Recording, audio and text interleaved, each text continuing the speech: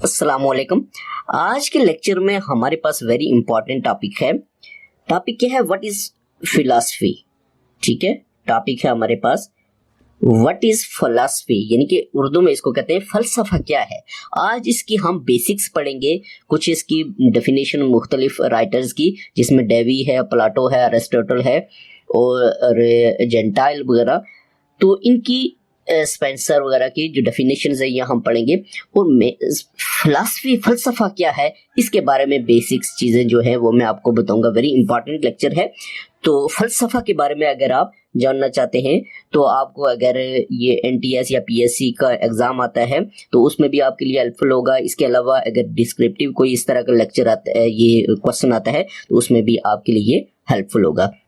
तो इसको हम स्टार्ट करते हैं। कहता है कि दी वर्ड, ठीक है, the word philosophy is derived from word philosophy, ठीक है, is derived from, ठीक है, word philosophy is derived from Greek word, Greek word, ठीक है, ग्रीक वर्ड, ग्रीक किसको कहते हैं? यूनानी लेफ्स, ठीक है, ग्रीक वर्ड मीन यूनानी लेफ्स, फिला, PHILA, फिला, ठीक है। और फिला का मतलब क्या है? मीन के लव, ठीक है, लव मीन मोहब्बत, ठीक है, और एंड, और ठीक है, and Sophia, SOPHIA, Sophia mean, इसका मतलब होता है विजडम। Okay, wisdom. अब देखिए विजडम का मतलब क्या होता है उर्दू में? हिकमत। विजडम का उर्दू में मतलब क्या होता है? हिकमत, ठीक है। तो इट्स मीन के मीन्स हम इसको कह सकते हैं कि love for wisdom, love for wisdom, ठीक है। अगर हम इसको देखें कि लव फॉर विजडम, अब देखिए लव फॉर विजडम का मतलब क्या होता है? हिकमत के लिए मोहब्बत, ठीक है, हिकमत के लिए मोहब्बत। मीन वो कहता है कि वर्ड फिलॉसफी जो है ये डिराइव किया गया है कौन से? ग्रीक वर्ड, यूनानी वर्ड से निकला है, फिला एंड सोफिया से, और जिसका मतलब क्या है? Means love for wisdom, mean हिकमत के लिए मोहब्बत, ठीक है। तो आगे कहता है it is a study of, it is अ, ठीक है, it is a study of, it is a study of nature, ठीक है, यानी कि इसमें नेचर, और इसके अलावा नेचर के अलावा कॉजेज,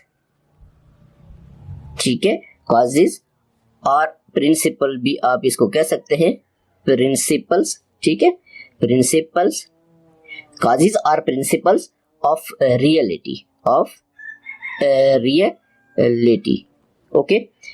और इसके अलावा नॉलेज, नॉलेज के बारे में भी, इल्म के बारे में भी, ठीक है, नॉलेज, और इसके अलावा और वैल्यूज, ठीक है, वैल्यूज के बारे में, बेस्ड ऑन लॉजिकल रीजनिंग, ठीक है, लॉजिकल रीजनिंग, ठीक है। देखिए लॉजिकल रीजनिंग का मतलब मीन के लॉजिकल रीजनिंग, अब मैं इसको आपको डिटेल से इसके बारे में बताता हूं। कहता है कि the word philosophy is derived from Greek, यूनानी वर्ड से निकला है, किससे? लव, फिला मीन लव, ये आपने ज़हन में रखना है। अक्सर एमसीक्यू इस तरह आ सकता है कि फिला का मतलब क्या है, आपको पता होना चाहिए लव, ठीक है। और फिर ये भी आ सकता है कौन से दो वर्ड से निकला है, तो वो ऑप्शन दे सकता है।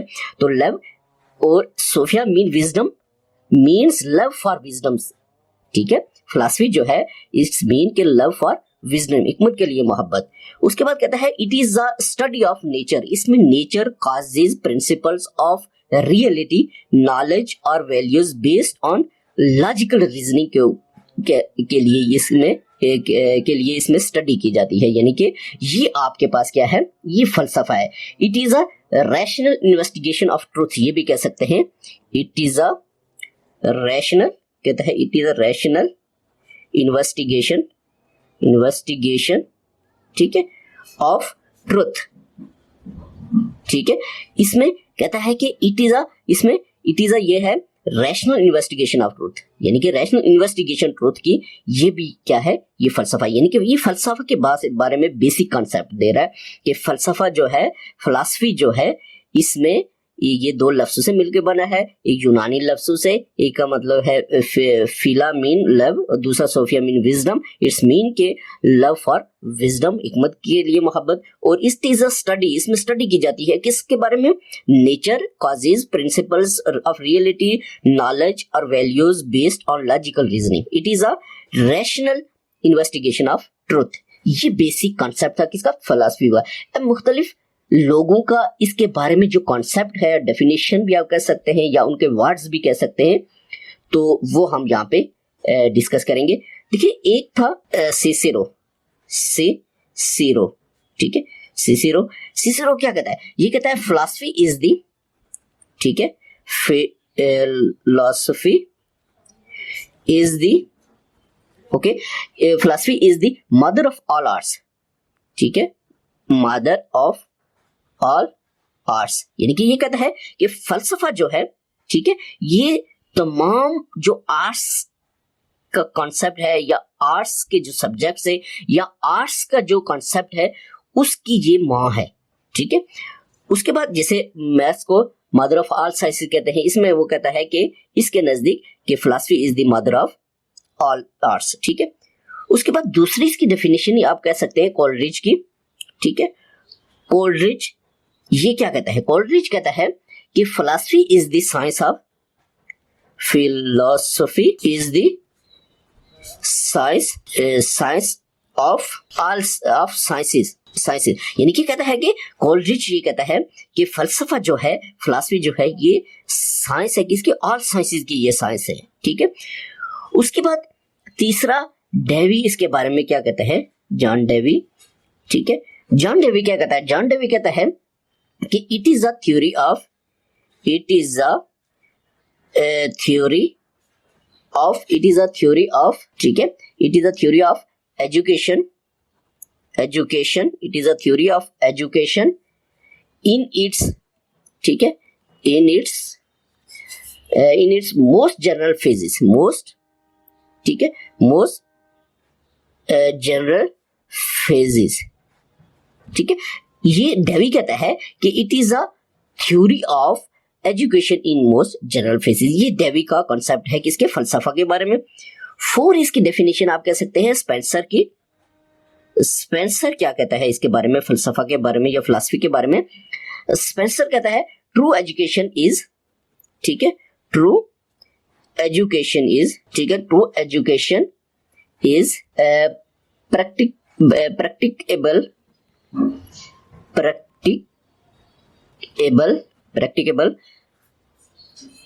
only to true, ठीक है, philosophers,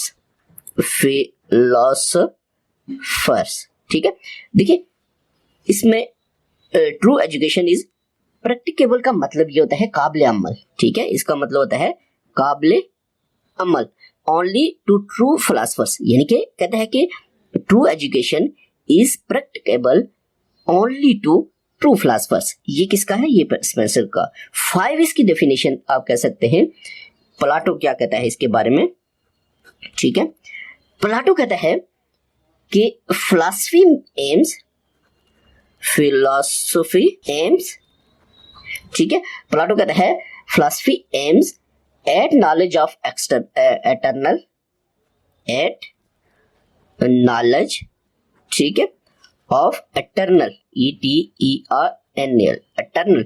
अब देखिए एटर्नल का एटर्नल नेचर, ठीक है, एटर्नल नेचर ऑफ थिंग्स, अब देखिए एटर्नल क्या होता है, एटर्नल का मतलब होता है अब्दी, ठीक है, एटर्नल अब्दी कहते हैं इसको उर्दू में, ठीक है। तो फिलॉसफी कहता है इसके मुताबिक कि फिलॉसफी एम्स है एट नॉलेज ऑफ अब्दी या एटर्नल नेचर ऑफ थिंग्स, ठीक है, अब्दी नॉलेज। उसके बाद 6 है ये अरिस्टोटल, ठीक है, अरिस्टोटल, ठीक है। अरिस्टोटल क्या कहता है, अरिस्टोटल कहता है कि it is a science that, it is a science that ठीक है, it is a science that investigates nature,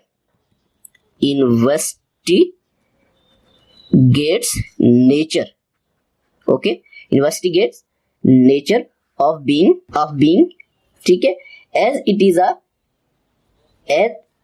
is in itself, as it is, ठीक है, as it is in itself, in itself कह सकते हैं हम इसको, इटसेल्फ, ओके, ठीक है, यानी कि दैट, ये कहता है Aristotle, it is a science that investigate nature of being. Investigate nature of being का मतलब क्या होता है?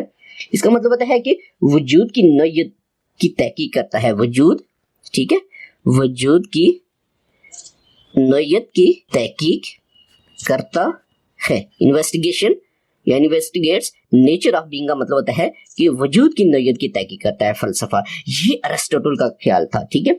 उसके बाद एक जेंटाइल है, इसने क्या कहा था? जेंटाइल, तो जेंटाइल ने कहा था कि एजुकेशन विदाउट फिलॉसफी, ठीक है, education without philosophy, education without philosophy would mean a failure, ठीक है, वुड मीन अ फेलियर, ठीक है, would mean a failure to understand, ठीक है, टू अंडरस्टैंड प्रिसाइज, ठीक है, understand precise nature of education, ठीक है। इसमें एक लफ्ज प्रिसाइज यूज हुआ है, थोड़ा मुश्किल लफ्ज है। प्रिसाइज का मतलब क्या होता है? एन मुताबिक, ठीक है, एन मुताबिक, यानी कि जेंटाइल कहता है कि education without philosophy would mean a failure to understand an मुताबिक, यानी कि बिल्कुल उसके एन मुताबिक जो है, नेचर के एन मुताबिक, प्रिसाइज नेचर ऑफ एजुकेशन, यानी कि एजुकेशन की जो नेचर है उसके एन मुताबिक जो है वो जानना, यानी कि विदाउट ये फलसफा ये नामुमकिन है, ये मुश्किल है, ठीक है। तो ये कुछ कंसेप्ट से फलसफा क्या है, फिलॉसफी